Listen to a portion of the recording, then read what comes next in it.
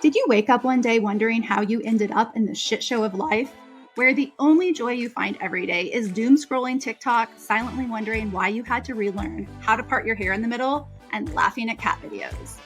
Are you tired of wearing all the hats, doing all the things, and taking care of everyone else while you can't even sit down for an hour alone without feeling guilty? Then let me welcome you to Hustle Culture Dropout, where we're trading the chaos for clarity. I'm your host, Chastity Campbell, mom, wife, entrepreneur, and professional procrastinator. And I'm ready to bring you along as we discuss everything from burnout to self-care and entrepreneurship to wellness. If you're looking for someone who's got it all figured out, you are definitely in the wrong place. But if you want to discover how to be genuinely happy, make an impact in this world, and occasionally have mindless conversations about the latest celebrity gossip, I've got you. So get ready for some no-nonsense real talk as we take on the insanity of life and what it means to be a woman in today's world. This is Hustle Culture Dropout. Hey everyone, welcome back to Hustle Culture Dropout. This is episode 2. And before we get started and we dive into this episode, I just wanted to take a minute to, number one, thank you if you are returning after listening to the first episode. If you're here again this week, thank you so much. Welcome back. If you are brand new here, I want to welcome you, and you have not missed much. This literally is just episode 2. Thanks to all of you who reached out last week and encouraged me and gave me such great feedback and subscribed to the show and left reviews. I super appreciate it. And it definitely helped showing up again this week. So I have not learned anything more. If anything, I've gained more confidence, which can be rather dangerous. So we are going to dive in. I'm going to be completely honest with you guys. I have tried recording this episode at least 5 times. I ran into a problem where apparently at some point I moved my mic and then the mic settings got changed. And so I went through the entire recording only to realize that the mic settings had been changed. And so it has not been the easiest. So I promise you that I am going to give this my best shot this week and see where we go. We are going to talk about the dangers of self-sacrifice, which in other terms is us doing a shit ton of work for everybody else and literally always putting ourselves last, or not even having time to put ourselves last, putting ourselves never. And this is something that typically we can very easily fall into, especially as women. And so we're going to talk a little bit about why that happens, what we can do to resolve it, and just how we can prevent it and why we need to prevent it. Most of all, we are going to discuss one of the biggest ways that women end up in massive burnout. They end up resentful, and we end up just having an overall dissatisfaction with life. And that is self-sacrifice. That's putting everybody else first. And it's literally the worst thing we can do for our mental and physical health. And it's not just the physical actionable items that we're doing to take care of other people. It's not the cooking, the cleaning, the running the kids to all of the places. It's also the emotional support. When you add these two things together and you are running yourself ragged, but then you're also mentally running yourself ragged and you are showing up emotionally all of the time for everybody, but you are absolutely carving out 0 time for yourself, you are going to crash and burn. And it is a really hard cycle to break. Emotional labor, I almost feel like, is something that can be a little trickier as opposed to those actionable items, because when I clean the house is clean. I can check that off my list. It's done. It's not going to fucking stay clean for very long because, I have 5 kids and a husband and a dog. So it's not going to stay clean. But once I check it off the list, it is done and it is not taking up any more room in my head, right? But the emotional labor and the emotional burden that we carry as women is the invisible work, right? It's the managing of the emotions and the relationships. And it's often unnoticed and completely completely undervalued.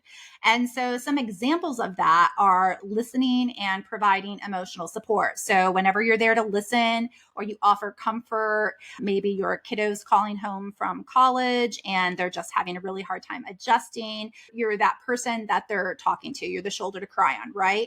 For friends, family members, coworkers, whoever it might be. You're helping people deal with their emotional struggles.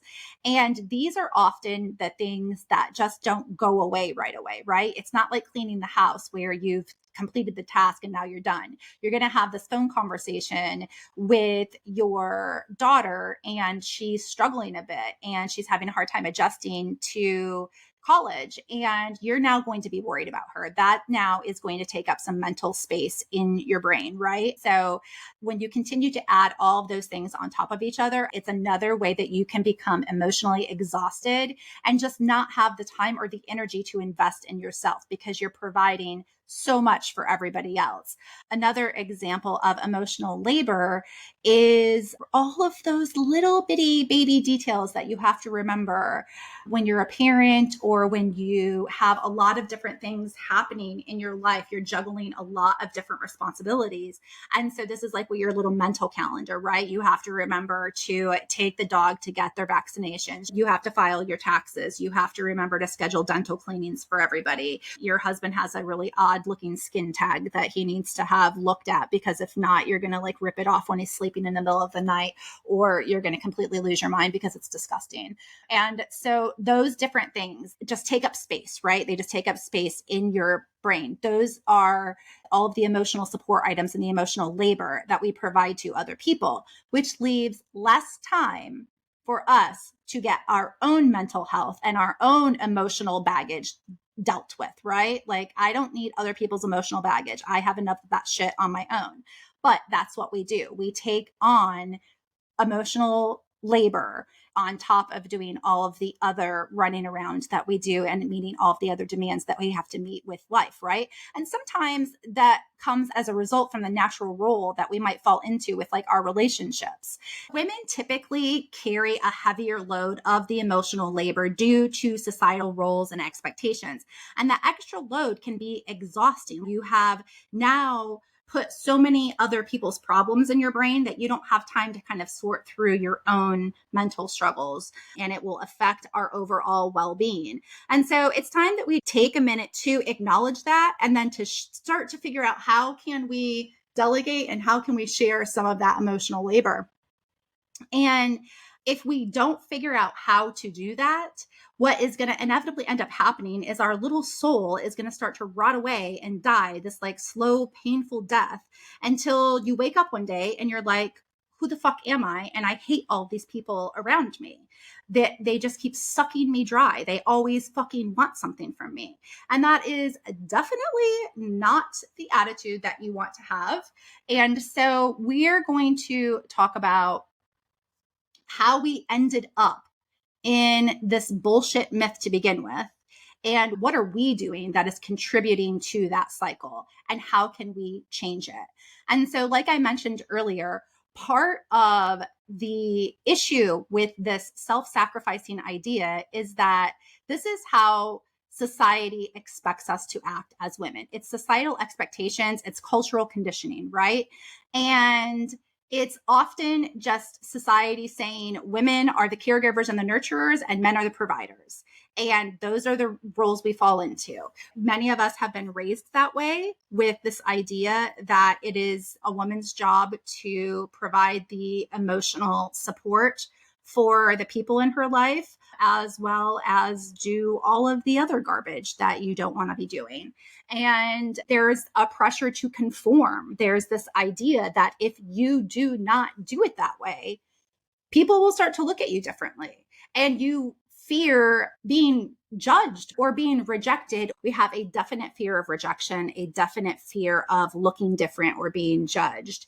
And another reason that we continue to stay in this cycle is just the external validation of it. I mean, let's not forget that society absolutely will hand out gold stars for self-sacrificing heroes. And so sometimes it just feels like we are on this continual hamster wheel of serving everybody else except for ourselves. And when we do that, people will sit there and look at us. And what do they say? They're like, oh, you're so selfless. I don't know how you do it all. This is amazing. You're incredible. And then that feeds into this idea, this myth that that's what we need to do in order to be seen as valuable, or that's how we look at our own self-worth, instead of understanding that our needs are just as important as everybody's around us. This is not at all about taking a step back and not offering to help people. It's not saying you shouldn't be volunteering. It's not saying you shouldn't be taking care of your family or your kids or your spouse. Obviously, those are things that not only do you have to do, but that you want to do. Those are things that will fill us up and they help us feel purposeful. But it cannot come at the cost of our own mental health and physical health. Another big culprit of why we stay in this cycle, or what causes us to completely self-sacrifice, is because we are little people-pleasing crazies. And people pleasing can have a very, very detrimental effect on our mental and emotional health. People pleasing is like being the yes person, right? To everybody's demands. No matter what, you are the person. And that is definitely not in your best interest.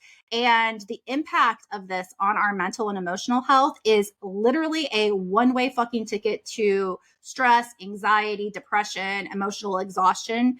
And the consequences of being that people pleaser is that it will be a major buzzkill for your self-worth and fulfillment. You will end up feeling undervalued and underfulfilled because you're not giving yourself the time or the love that you deserve because you're too busy doing it for everybody else. And you will start to develop a shit ton of resentment. And we end up resenting everybody that we're taking care of, even though we are literally the ones that fucking signed up for it. So often what ends up happening is we have this martyr mentality. And I do this a lot, where I will live in this cycle of expectation followed by recognition and praise. It keeps us on the toxic hamster wheel. It feels good when we're recognized for all that sacrifice. It feels good when somebody's like, oh my gosh, I don't know how you do it all. You're so selfless. And so immediately you start to find value in that.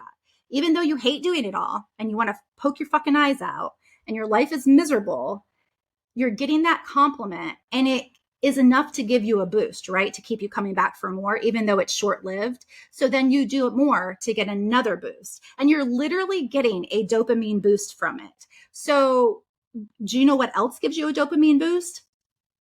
Heroin. Heroin gives you a dopamine boost, right? So people pleasing, let's equate that to heroin. We do not need to keep doing it, because what happens is if we don't break that cycle, we're just getting that short little burst, and that keeps us coming back. So we have to stop that cycle. And so we need to stop, and we need to speak up, and we need to say, hey, I need some help. We need to learn how to ask for that help. And we need to be able to distribute some of that emotional labor and some of those actionable items and say, hey, I need a little time for myself, because if not, we are going to end up with a one-way ticket to Burnoutville. We have to learn how to protect our emotional well-being, and sacrificing ourselves for others, it's not at all sustainable. And the other reason we need to learn how to break this cycle is because we are trying really, really hard, right, to live our most authentic. That should be a goal. A goal of mine is to live and to show up every day as my true self. And if I'm saying yes to things that I don't want to fucking say yes to, I am literally doing the opposite of living authentically. And whenever you can show up as your authentic self, it is the most freeing thing. And you end up feeling more fulfilled and happy when you're able to just drop the act and start living authentically. How many times have you heard the same thing over and over from your girlfriends, which is like, I'm fucking tired. I'm so tired. I'm exhausted. I'm sick of doing all of the stuff for all of the people. Nobody even recognizes how much I do for them. And imagine if you could be the role model of the person who learned how to say no, of the person who learned how to stop people pleasing, of the person who learned how to set boundaries. And you could actually model that for your friends, for your daughters, so they don't have to wake up in their 40s and try to figure out how to stop people pleasing and how to draw boundaries. Instead, they can learn those from a very young age. They can learn those in their teens, in their 20s, and their 30s, and end up in a much more fulfilled life. I feel like that is my responsibility, to teach other people how to manage this and how to become the person that can say no, or who can say, you know what, I need some time for me too. It's okay that I need some time. It's okay that I need to step away from this and take a minute to just rest my mind. Let's just break this down a little bit more and dive a little deeper into how we can regain a little bit more control over these types of situations. Like I said, it feels good to serve others. It feels good to take care of others. I like the feeling of knowing that I have helped somebody through an emotional crisis when they come to me and they confide in me. But I also need to understand that there is a limit to that. There is a limit to how much of myself I can give to people. The service that I give to others needs to be coming from my overflow. I think we've all heard this idea of you can't pour from an empty cup, right? So if you have this cup and there's nothing left in it, you can't give to others, correct? Well, if we think about it this way, you're filling yourself up, right? You get to the top. But now when you're giving back, you're just depleting yourself again. What should happen is that you should be giving to others from your overflow, right? So imagine pouring a glass of water and it gets all the way to the top and the water starts to overflow.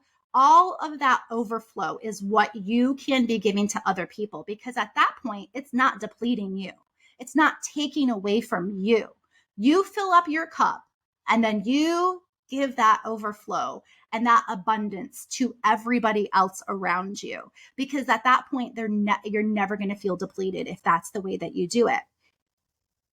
One of the ways that you can even out this load is by setting the boundaries, right? Setting those boundaries is going to allow you to protect your mental health. Boundaries are like a little protective shield around your mental health, and they prevent emotional exhaustion and burnout and stress by ensuring that you then have the space and the time you need to recharge. It's also going to help you with your self-respect. Once you set those boundaries, it's an act of self-respect. You're going to start feeling better about yourself, and it's going to be easier at that point then to take the time that you need to invest in yourself. Boundaries are also going to help build healthy relationships. They are literally the foundation of healthy relationships. They help to establish clear expectations and to make sure that both people feel respected and understood, right? So once you set those boundaries, you're able to strike this balance between caring for others and then prioritizing your own self-care without feeling guilty and overwhelmed by that. So it's about maintaining the mental and the emotional well-being while still being a loving and supportive friend or partner or caregiver. The biggest thing here that you need to remember, guys, is that burnout is real. And 48% of women have reported experiencing significant stress on a daily basis. To that statistic, that is going to lead to burnout. Neglecting your self-care is going to lead to, like we said earlier, anxiety, depression, and other mental health issues. And according to the National Institute of Mental Health, that is not okay. These are things we have control of. So the two big things that we can control is our people pleasing and our boundary setting, right? It's not just your mental health that's going to thrive from starting to take care of yourself and starting to prioritize yourself. Obviously, your physical health. You cannot, at the end of the day, the last thing that I want to do is go work out. Well, I never want to go work out. It doesn't matter. I could hibernate for a whole season and literally wake up and have no responsibility and never, ever want to go work out. But this is one of the reasons why people say working out, if you do that in the morning, you're putting yourself first. That's the first thing you're doing. You're checking it off your list, because at the end of the day, guys, you're depleted. You're done. Like you don't want to talk to people. You don't want to do anything. Last thing I want to do is to show up for myself. So try to switch it up a little bit. Try to put that stuff at the beginning of the day. So, what does it look like when we actually start prioritizing our self care and are practicing self love and showing self compassion? One of the ways that we can do this is by practicing mindful self care. And one of my favorite things, I think you guys have probably heard me talk about this before if you followed me at all, is meditation.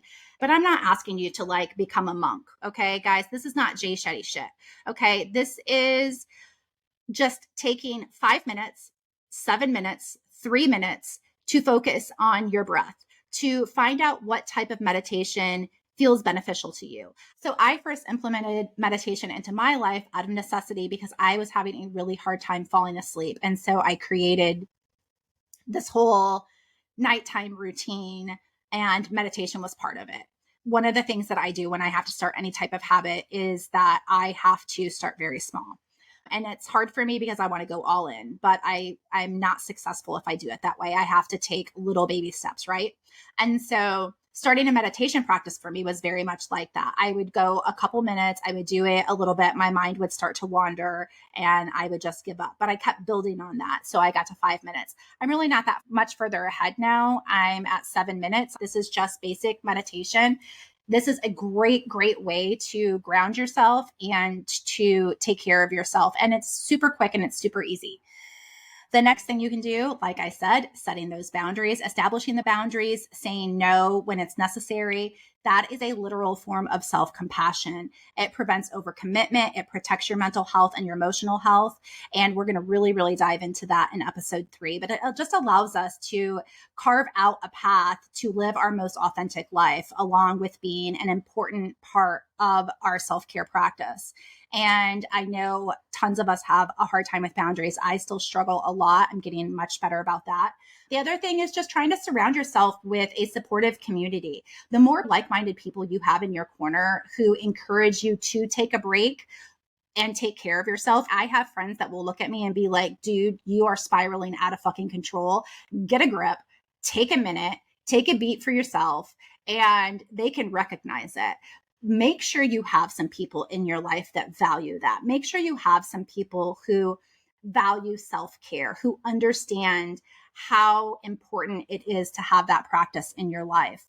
It's really, really hard to implement that because of the societal stigmas that come with taking care of yourself. And so understanding that it's going to take some work, understanding that you might have to reprogram even your own brain to accept this and to really fight it, because we can sit here and we can say all day long, I really want to take care of myself and I really want to put myself first. But then when we start walking down that path and it comes time to say no to something, it can be really, really hard when we have been programmed to think that self-care is selfish. Sometimes society labels self-care as selfish, and it can lead us to feeling very guilty for prioritizing our own well-being. We also have become incredibly obsessed with productivity. And so society places this high value on productivity and constant work. And that has also fed into that mindset of hustle, of the hustle culture. And it tells us that practicing self-care is viewed as laziness, or it's a lack of commitment to our responsibilities.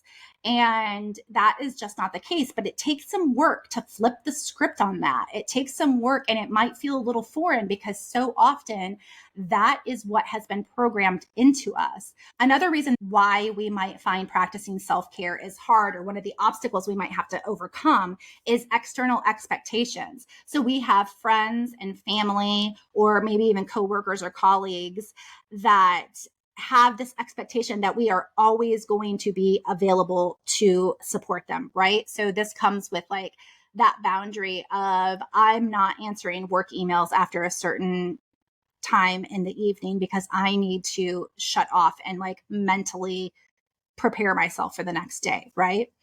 So it's really important that we challenge those stigmas and the guilt associated with the self-care, recognizing that self-care isn't selfish and it's just an act of self-preservation. By taking care of our mental and emotional well-being, we become better equipped to support others. And that will lead us to feeling more fulfilled. When I feel like I'm showing up as the best version of myself for other people, I'm happier. I'm happier knowing that I'm not going to resent them because I've already poured into myself. I've taken care of myself. So we know that taking care of ourselves is super important. And we know that society is going to think that we're complete dicks if we do it. Then just remember that self-care is not a luxury. It is a necessity. And so incorporating all of these tips into your daily routine and finding a balance between how to take care of other people and how to take care of yourself, you're going to be so much better equipped to navigate through life's challenges. You're going to be able to show up better for people. You're going to be able to maintain your own mental and emotional health, and nobody needs any more crazies walking out in the world. So, I mean, it's just something that you have to start taking seriously. This podcast is going to be dedicated to a plethora of ways that we can show up and we can encourage one another to show up for ourselves. And again, above anything else, this does not mean we don't show up for other people. This doesn't mean we become selfish little assholes that only care about ourselves. I am not giving you permission to be a dick, okay?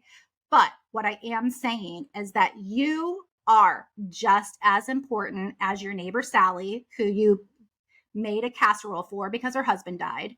You are just as important as your kiddos. You're just as important as your husband. You have to prioritize yourself. And the more you learn to do that and the more comfortable it feels to you, it's not going to feel good at first. It's going to feel foreign, especially if you've not done it before. You have to learn how to make it second nature. But it is so important, you guys. The number of children and teens that suffer from anxiety in our world today or other mental health issues is staggering. The numbers are staggering. How are they going to learn how to prioritize their mental health if nobody in their life is modeling that behavior for them? How are they going to learn that? It is a crisis, and we are doing them such a huge disservice. I encourage you to talk to your kids about the things that you do for yourself. If you go to therapy, tell your kids you go to therapy. You need help. Don't hide it. Don't make it shameful. Share that with them. Make them understand that that is just part of taking care of yourself. That's how I really view therapy, is that it is another way to take care of yourself. Show them how to be mindful, teach them how to meditate, talk to them about the importance of putting themselves first. And I know it's a really hard balance with kids because you're also trying to teach them, how to share and how to play nice with others and how to not be such selfish dicks. But these are things that they need to see you modeling because it is going to help them in their adult life. Or model it for your sister, model it for your mother, model it for your coworkers, your friends. Show them. The more we get the message out that it is okay to take care of ourselves, the less fight we're going to have in the future with this. And that's really what my message is. So I hope that you found something that you can implement, or at the very least, you understand the value and the importance of taking a step back from that self-sacrifice, taking a step back from that people-pleasing mentality, and starting to take some small actionable steps towards putting yourself first, saying no to other people, and really digging into how you can start living your most authentic life. So this week, just take the week and sort of think about and reflect on your own tendencies to put other people first and what that impact has had on you. What does it look like for you? Are you okay with it? Are you feeling okay with it? Or is it really starting to affect your well-being? And then I just want to encourage you to prioritize your self-care, set some boundaries, embrace how you're feeling. And next week, like I said, we will dive into boundaries and people pleasing. Thank you so much for listening and tuning in. I would absolutely love it if you would subscribe to the podcast. It helps so much. It helps me be found by other people. And if you would like, please leave me a 5-star review. Don't bother with any 4-star, 3-star, 2 stars. I don't need that crap in my life. So 5 stars only around here. Thank you so much. And I will talk to you guys next week. Thanks.